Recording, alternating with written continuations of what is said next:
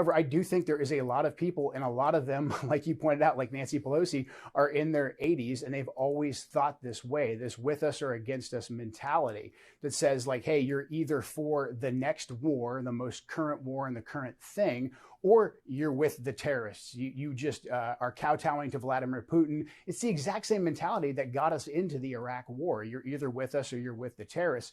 And look, Tucker, I would love to come on here and defend neoconservatism as someone who, lost my late wife in these wars, as somebody who lost countless friends, as somebody who fought myself 11 combat deployments. I spent most of my 20s and 30s in Iraq. I would love to tell you it had worked, but it simply did not. And that's a very hard thing to admit. I get into arguments all the time with fellow veterans about this exact same topic. So I think a lot of this is literally the gambler's fallacy. There's a lot of people who think, hey, if we just keep trying, if we keep attempting to spread freedom through the barrel of a gun and trillions of US dollars, this time it's going to work. Let's just double down. And this is, well, how really nice casinos are built in Las Vegas off of this exact same mentality. So I think that combined with the financial interest from Lockheed Martin and every single defense contractor, and putting someone like Lloyd Austin as the Secretary of Defense, who's still on the board at Raytheon, I think that factor with that mentality and people not being able to admit that we got this wrong